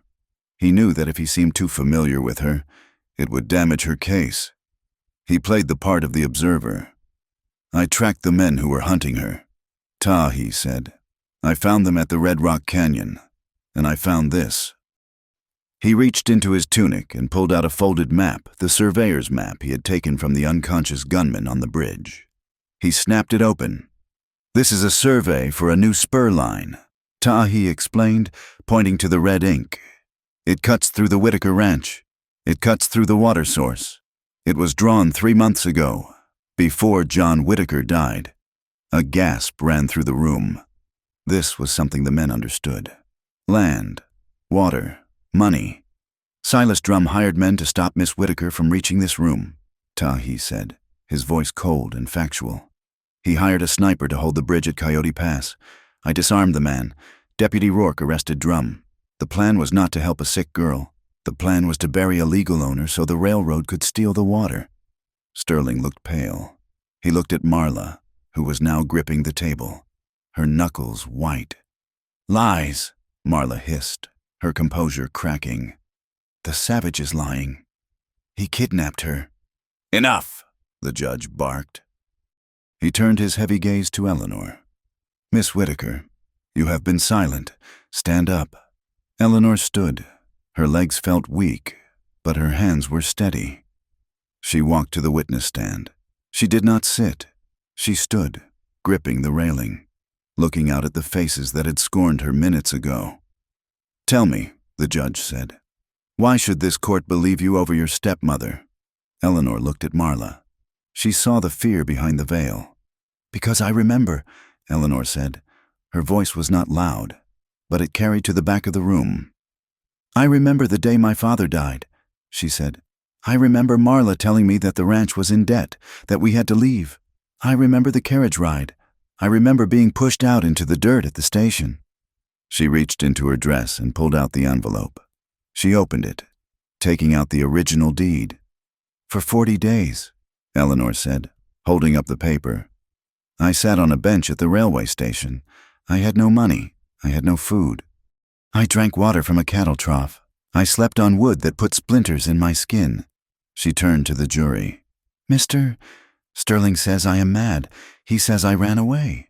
If I wanted to run away, why did I stay at that station for 40 days? Why did I carve a mark for every sunrise into the post? She walked over to the defense table and slammed the deed down in front of Marla. I stayed because this is my name, Eleanor said, her voice trembling with the release of weeks of suppressed rage. I counted every rivet on the track. I counted every train that passed me by. I watched the sun blister my skin. I became a ghost so I could survive long enough to become a person again. A madwoman would have walked into the desert. I waited for the train. She turned back to the judge. I am Eleanor Whitaker. I am 24 years old. I am the sole heir to the Whitaker Ranch, and I am asking this court to recognize that I am alive. The silence that followed was absolute. It was the silence of a truth so heavy it crushed all the lies in the room. The judge looked at the deed. He looked at the map Tahi had provided. He looked at the terrified face of Silas Drum, who was being led in through the side door in handcuffs, weeping and ready to confess everything to save his own neck. Silas Drum has already given a statement to the deputy, the judge said, his voice grim. He implicates Mrs. Marla Whitaker in conspiracy to commit fraud and attempted murder. The gavel came down. Bang! The court recognizes Eleanor Whitaker as the rightful owner. Mrs. Whitaker, you are remanded to custody pending a federal inquiry. Marla screamed. It was an ugly, shrill sound. She lunged at Eleanor, her fingernails hooked like talons. But Deputy Rourke was faster. He caught her by the wrists. It is over, Marla, Eleanor said softly, watching the woman who had tormented her being dragged away. The train has left the station. The aftermath was a slow settling of dust. When Eleanor walked out of the courthouse an hour later, the sun was setting, painting the town in hues of gold and long shadows. The crowd was still there, but the mood had changed. The whispers were different now. That is her, a shopkeeper said to his wife. Stood up to Drum, saved the water rights. Tough as old leather, another man nodded with respect. The shame of being a fallen woman had been replaced by the grudging respect for a survivor. In the West, survival was the only virtue that truly mattered. People stepped back to let her pass, some tipping their hats. It was not love. Not yet. But it was acceptance. Eleanor stood on the steps, breathing the cool evening air. She felt light, as if a great stone had been lifted from her chest. She looked for him. Tahi was standing by the hitching rail, tightening the cinch on his horse. He was preparing to leave. Eleanor hurried down the steps, ignoring the ache in her legs. You are going? She asked, reaching the rail. Tahi paused. He looked at her, then over her shoulder at the town, the brick buildings, the gas lamps being lit, the people watching them. My work is done, he said. The law has spoken. The land is yours. The land is safe, Eleanor corrected. Because of you. Because of the paper, Tahi said, gesturing to the document she still clutched. This is your world, Eleanor, courts, deeds, fences. He looked at the open desert beyond the edge of town, where the purple sage vanished into the twilight. I do not fit inside these walls, he said quietly. In there, I'm a curiosity, or a tool, or a savage. I cannot be what they want me to be. Eleanor understood. She saw the way the townspeople looked at him with suspicion, even after he had saved the day. He was afraid that if he stayed, he would become a shadow in her life, a relic to be hidden away or explained. I don't want you to fit in their walls, Eleanor said.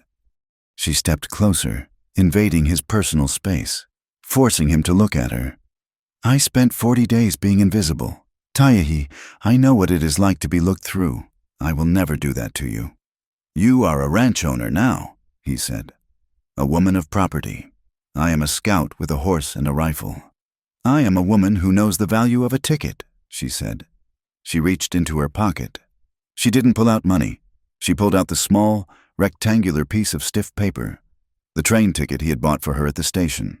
It was creased, stained with sweat and dust. The ink faded. She held it up between them. You bought this for me, she said. You told me it was a choice, that I had to decide to step on the train? Tahi looked at the ticket. He remembered the weight of the silver dollars he had slapped on the counter. I remember, he said. I am making another choice, Eleanor said. Her voice was steady, stripping away the social barriers between them. I don't want a savior to ride off into the sunset, and I don't want a shadow to walk behind me. She turned the ticket over. On the back, in charcoal, she had written 2 words, admit to. She handed it to him. I need a partner.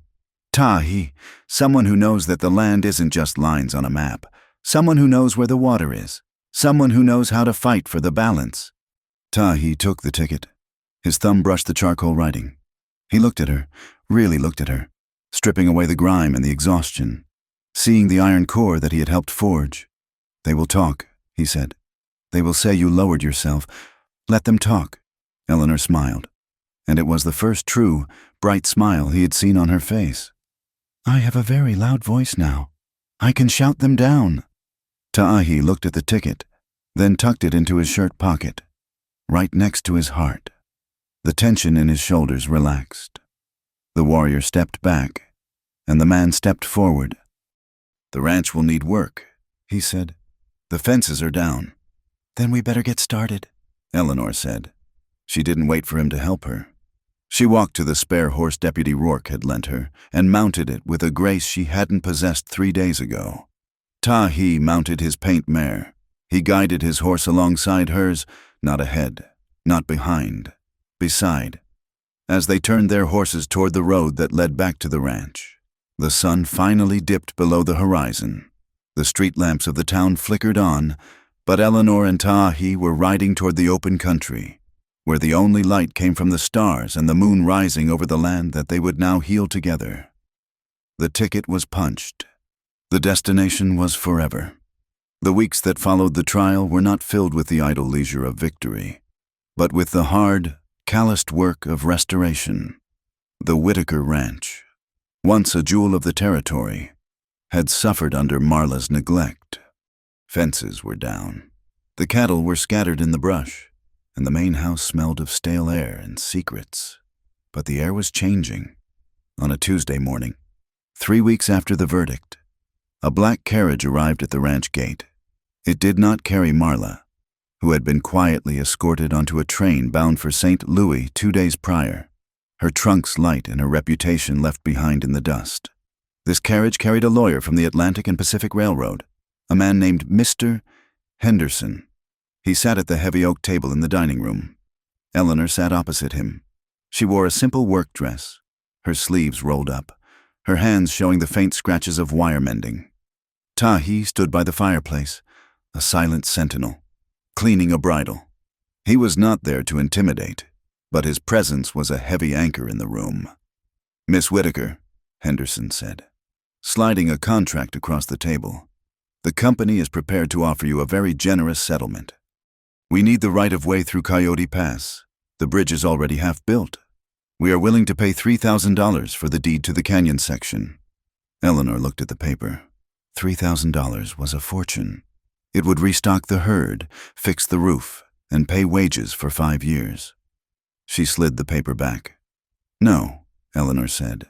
Henderson blinked, adjusting his spectacles. "I beg your pardon. Surely you understand the position. We can file for eminent domain. It will take years, but—" "You can try," Eleanor interrupted, her voice calm. "But my lawyer tells me that since the survey was fraudulent, based on a crime committed by your agent Silas Drum, any court would block you until the next century." She leaned forward. "I will not sell you the land. The canyon contains the spring. It is the life of this ranch. And," she glanced briefly at Tahi, "it is the resting place of the ancestors of the dying people. I will not have smoke and noise disturbing that silence." "Then we are at an impasse," Henderson said, frustration creeping into his voice. "Not at all," Eleanor said. She pulled out a map, the same map Tahi had captured. She tapped a spot 2 miles north of the canyon. "There is a flat ridge here. It adds 3 miles to your track, but the grade is stable. You can build there. I will grant you a lease for the right-of-way. A lease, Mr. Henderson, not a sale. And in exchange?" "In exchange," Eleanor said, "you will build a permanent water tank at the junction that is open to public use, for both ranchers and the native people. You will guarantee stock cars for my cattle at a fixed rate, and you will pay me $500 a year for the lease." Henderson looked at her. He had expected a city girl happy to cash out. He found a landowner who knew the value of dirt. He looked at Tahi, who had stopped cleaning the bridle and was watching with a faint, approving glint in his eyes. "You drive a hard bargain, Miss Whitaker." Henderson sighed, uncapping his fountain pen. "I learned the value of a ticket the hard way," she replied. When the lawyer left, the dust settling behind his carriage, Tahi walked over to the table. "You gave up the lump sum," he noted. "I kept the water," Eleanor said, "and I kept the grave safe. Money burns up, land stays." Tahi nodded. It was the highest compliment he could give. The community of the dying did not embrace strangers easily. Trust was a commodity that had been stolen from them too many times. But news traveled on the wind. They heard that the scout, Tahi Bigay had not sold his honor for the railroad's silver. They heard he had used the white man's law to shield the red rocks. One afternoon, Hastian Nez rode onto the property. He did not come to trade. He came to speak. He found Tahi by the corral, breaking a young colt. The horse was skittish, but Tahi moved with it, a calming shadow. "The people are talking," Hastian Nez said, leaning on his staff. "They always talk." Tahi replied, stroking the colt's neck. "They say you have found a place between the worlds." The old man said, "They say the woman respects the spring. She has pulled down the fences that block the old hunting trail. She understands that a fence keeps things out, but it also traps things in." Tahi said, "She does not want to be trapped." Hastian Nez looked at the ranch house, where Eleanor was shaking out a rug on the porch. "It is a hard road, walking with someone who is not of the blood. The wind will always blow against you." "I have learned to lean into the wind," Tahi said. "Then walk in beauty, my son," Nez said.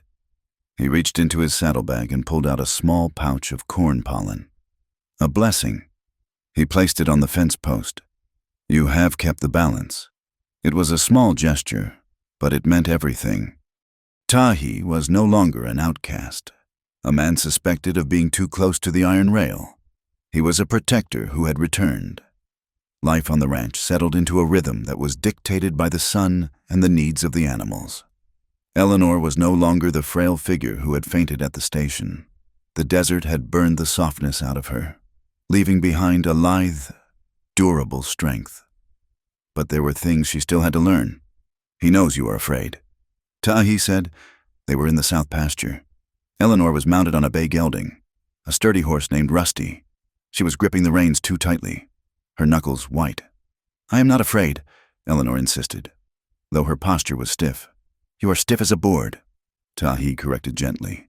He rode his paint mare alongside her. "The horse feels the tension in your legs. He thinks there is a lion nearby because you are shaking." "It is a long way down," Eleanor admitted. "Look at the horizon," Tahi instructed. "Do not look at the ground. If you look at the ground, that is where you will end up." He reached out and placed his hand over hers on the reins. His skin was warm, rough with work, and incredibly grounding. "Breathe," he said. "The horse is like the wind. You cannot fight it. You have to move with it." Eleanor took a deep breath, inhaling the scent of sage and horse sweat. She forced her shoulders to drop. She felt the rhythm of the animal beneath her, the power, the life. "Better," Tahi said, removing his hand but keeping his eyes on her. "Now, close your eyes." "What?" "Close them. Trust the horse. Trust me." Eleanor hesitated, then let her eyelids flutter shut. "Feel the wind on your cheek." Tahi's voice was low, a rumble that merged with the sound of the hooves. "It is coming from the west. That means rain is coming over the mountains.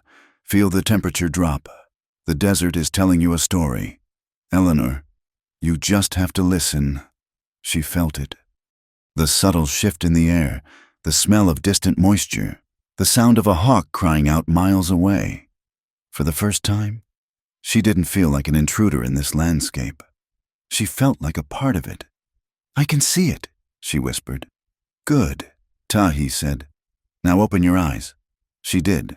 The world seemed sharper, brighter. She looked at him, and he was smiling, a rare, genuine expression that softened the hard angles of his face. It was a smile that made her heart stumble in a way the horse never could. The evenings were the best time. The heat broke, and the porch became a place of refuge. Eleanor had started a small school of sorts. It wasn't formal, but twice a week, the wives of the few hired hands and their children would gather on the wide wooden planks of the porch. Eleanor would bring out a slate and chalk.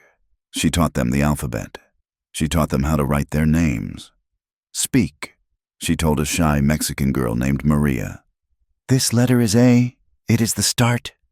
When you can write it, no one can take your name from you." Tahi would sit on the railing, whittling or mending gear, listening. He watched her give these people the weapon that had saved her a voice. She was passing on the flame, ensuring that the silence would never again be used as a prison for the people around her. One evening, After the students had gone and the crickets were singing their nightly chorus, Eleanor brought out 2 mugs of coffee. She sat on the swing next to where Ta'ahi was leaning against the post. The lantern light cast a warm, golden glow over the scene. "Marla is gone," Eleanor said quietly. "I received a letter from the lawyer. She is in St. Louis. She is contesting nothing. The wolf knows when the trap is shut," Ta'ahi said. He took the coffee. "You are safe now." "Eleanor, truly safe." "Am I?" she asked. She reached into the pocket of her apron. She pulled out a small, rectangular piece of paper. It was battered, the edges soft like fabric, the ink faded to gray. The train ticket. Ta'ahi went still. He stared at the object. It was the symbol of the moment their lives had collided, the moment he had spent everything to give her a way out. "You kept it," he said. "It is the most valuable thing I own," Eleanor replied. "It reminds me that I was abandoned, but it also reminds me that I was found." She stood up and walked over to him. She turned the ticket over, on the back, in fresh black ink. She had written her name, Eleanor, and next to it, the date of today. She held it out to him. "You bought this for me," she said. "You told me that freedom was a choice, that I had to choose to step onto the train." "I remember," Ta'ahi said, his voice husky. "I am making another choice," Eleanor said. Her green eyes were clear, fierce, and full of love. "I am not getting on the train. Ta'ahi, I am staying, but I do not want to stay alone." She pressed the ticket into his hand. "I want to redeem this ticket," she whispered. "Not for a ride to the east, but for a life right here, with you." Ta'ahi looked down at the ticket, then up at her. He saw the enormity of what she was offering. A white woman, a landowner, offering her future to a Navajo scout. It would not be easy. The town would whisper. The world would judge.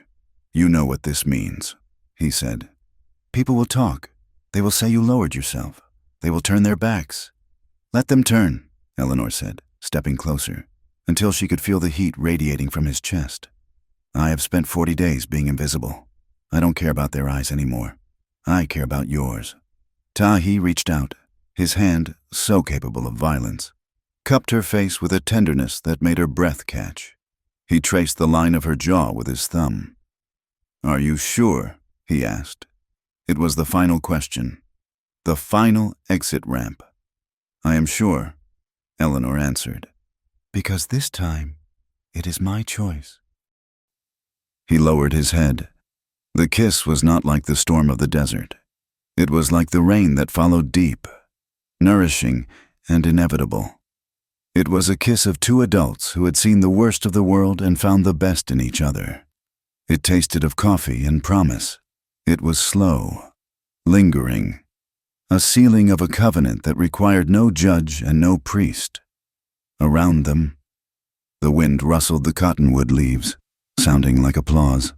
6 months later, the sun was rising over the mesa, painting the sky in bands of turquoise and gold. The air was crisp. A train chugged across the distant horizon, a line of smoke tracing its path. It moved along the new track, the one that swung wide around the canyon, respecting the stone and the water. On a rise overlooking the tracks, 2 riders sat on their horses. Eleanor sat tall in the saddle, wearing a riding skirt and a hat that shaded her eyes. She looked comfortable now, a part of the land, her hands light on the reins. Beside her, Ta'ahi sat on his paint mare. He wore a new shirt, but the same old moccasins. They watched the train pass. The whistle blew a lonely, high-pitched sound. Once, that sound had meant abandonment to Eleanor. It had meant she was left behind.